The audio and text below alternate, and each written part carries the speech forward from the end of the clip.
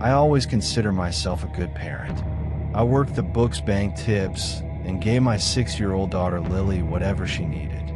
She was clever, talented, and had irresistibly springy energy. But then everything started to unravel. I questioned for a moment if maybe she was kidding. Hurting in her bedroom, conversing with someone whom she explained to me that she couldn't see. Ask her with whom she is speaking, and she'd simply laugh and say, "My friend." Children do that, don't they? Sure, except it unnerved me. I was awoken one night to the muffled buzz of noises from the bedroom of Lily's room. I walked barefoot and slid only barely along the hardwood hallway. The door was slightly ajar, and in the glow of her nightlight, I could see she was sitting upright in bed, staring at the spot next to her. "No, I don't want to," she breathed. "Mommy will be mad." My blood congealed. I opened the door. "Lily, who are you?" She gazed at me, empty and empty. "The lady. She says that you don't listen to me as much as you should." There was no other person in the room. And ever since, Lily's been acting stranger and stranger. She'd just yell at nothing like she'd been touched by a ghost, but her eyes telling anyone who would listen no one had touched her. She started drawing awful pictures, too many armed stick figures wailing black faces in agony. And I caught her speaking to the mirror at the end of the hall one evening. But her face was not cooperating. It was smiling on its own. I pulled Lily back, gasping. "What is wrong with you?" Lily looked up at me, bewildered. I was talking to her. To whom? To the lady in the mirror. I scowled around at the glass. There was nothing there but my own pale, frightened face. That night, the nightmare started. Lily woke up screaming, throwing out her arms to left and right as if she were being pulled under the bed. "See, she's getting me." She'd shriek. "She's getting me to come along with her." I looked under the bed each time. There was nothing there. And once I heard it too. Squeaking, rasping, creaking, ungainly and awkward, as if dragging behind some terrible weight along the boards. I walked up and down along the hall, thudding hard against the pipe. It was in Lily's room.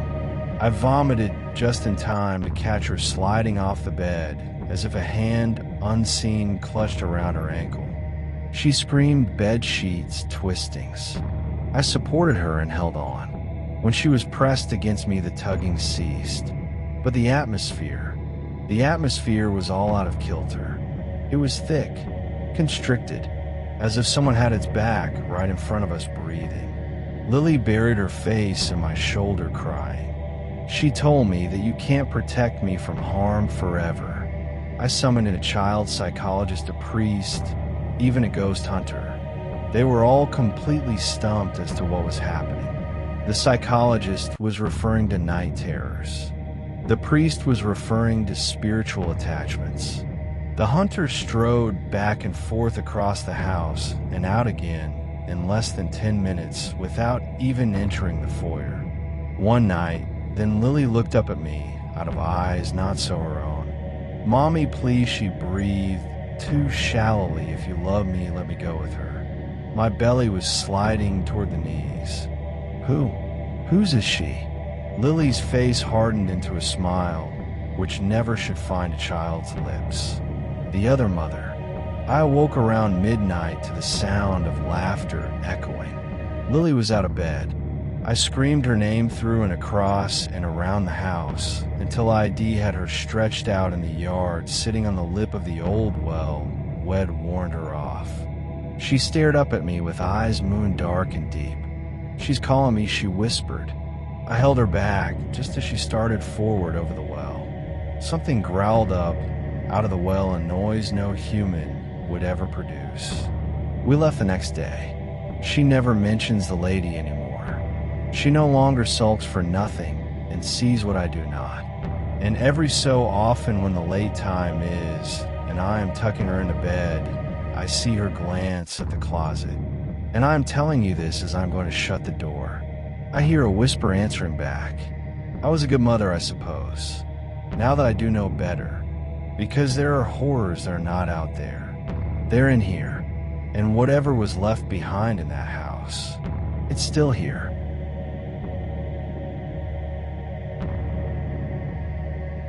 I wed Bill, and we had 2 precious children, Emily, 8-year-old daughter, and Noah, 3-year-old son. We resided on a peaceful suburban street, the kind of street where children rode bikes until dusk, and neighbors exchanged greetings for porch steps.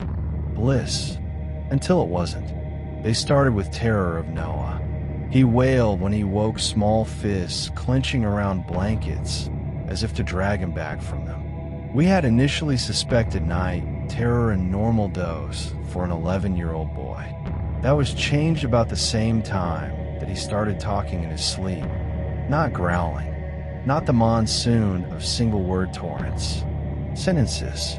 I crept into his bedroom one evening after I'd overheard his whimpers. Moonlight sliced between the slats of open blinds and striped his shuddering form like a barber's. His straining lips pulled something too low to listen for. I crept closer, and then in a nod his voice harsh lower. "Daddy, she's under my bed." My blood went cold. I threw the blankets off, hoping and praying that I would see missing teddy bear or missing toy. There was nothing. Noah's eyes snapped open, and he looked at me not scared but with a slow, knowing smile. "She's waiting for you too." They only improved after that night. Noah would be sitting hours in his room on the phone in a whisper. If I went up to him and asked him to whom he was speaking, he'd just laugh and say, "My friend." I caught his eye once at 3 a.m., standing in the hall outside his room with his back to the wall. "Noah," I hissed. His head swiveled too late, and his eyes were coal black. Not the pupils, the whole eye. I pulled back, my chest heaving, then blinked, and they went back to normal again. He grinned. "Daddy, you're scared." Emily played perfect as always, but she quit. No more play with Noah. No more laugh. At night, when I tucked her in, she wrapped her wrist in a stubborn lock around mine. "Dad," she breathed, "Noah isn't Noah anymore." I attempted to laugh. "What's wrong, honey?" Her hold on my arm was crushing. "He talks to the lady in the mirror." My gut sank. "Who's the lady?" Emily's whisper was so faint that it was a gentle sigh. "The one who doesn't have a face." I ought to have been more careful. In the evening, I overheard the giggling from within the bathroom. I stepped inside and found Noah stuck before the mirror, his little hands glued to the glass. "Noah, what is it?" He simply remained speechless. "She's here." I stepped back, and I gazed at myself looming over Noah, another. A woman. Filthy tangled hair, puffed ghostly face, and where her eyes should be nothing but nothing, black holes. I picked up Noah and I ran. We didn't have a priest. Father Matthews was a creased, battered, old man hardened by years of ministering to the unclean. He looked at Noah and turned pale. "It's not possible," he said to me. "Something's taking your son away." That night we did an exorcism. Noah shuddered, his voice distorting into something else as he yelled in noises we'd never heard. Chilly air clung to the room. Red lines seeped from the walls. And then an emptiness. Nothing. Noah collapsed onto the floor, gasping. His eyes were his own. Father Matthews collapsed into a chair, exhausted. "It's over." It had taken 7 days. Noah beamed. Emily was over the moon. We believed we'd succeeded. And one night, I discovered Noah again in front of the mirror. "Noah?" I huffed. He turned his face, and his own face cracked into a too-expanding grin for a child. "Silly Daddy," he laughed. "You didn't think it'd be this easy, did you?" And the lights went out. The last thing I remember is Emily screaming down below. Something wet tearing. And Noah's voice, not my Noah, the monster they took from him, whispering in my ear as I fainted. "We're all here now." I awoke in a hospital.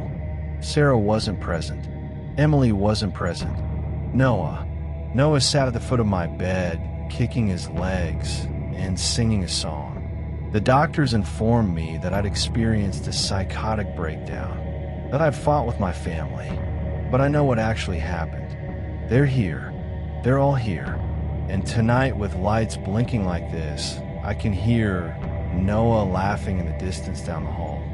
"Daddy," he whispers, "we're coming."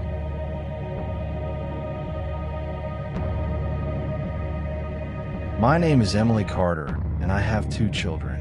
My children, Liam, age 7, and Sophie, age 4, are my entire universe. At least they were.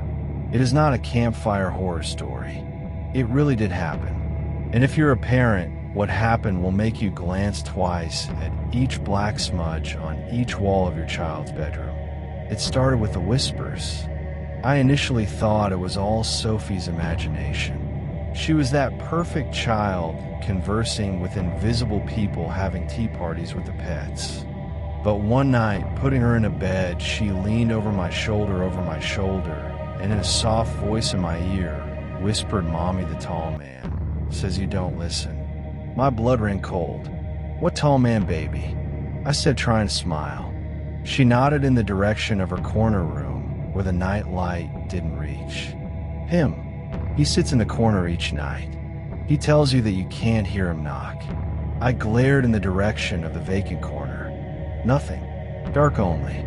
But Sophie wasn't playing games. She wasn't laughing. She was scared. 3 nights later, I heard it. Knock. Knock. Knock. 3 solid, deliberate knocks on the wall in Sophie's room. Not the hasty, twitching movements of angry pipes. Not the wind. It had been intentionally done. I leapt out of bed with a shock, my heart pounding. My husband Mark tossed uneasily alongside me, oblivious. I moved stealthily into Sophie's bedroom, my bare feet making no sound on the wooden floorboards. When I opened the door, she sat bolt upright in bed with eyes filled with fear. "He's here," she shrieked. That is when I saw the sag in the edge of her bed, as if a person invisible were sitting beside her. I purchased a video baby monitor the next day. Nothing unusual occurred for a week. Then at 3:17 a.m., the motion sensor activated.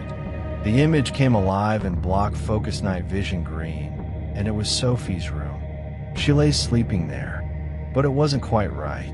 Leaning over her bed was the shadow, a skeleton, impossibly tall. The fingers hurt, through the hair, and then as though it had spotted the camera, its head moved towards it. The taping went to snow, and the last straw was Liam. He never gave any notice to Sophie's imaginary friend. But one morning he woke me up shaking and pale. Mommy stuttered. "Last night, Sophie wasn't in bed." "What?"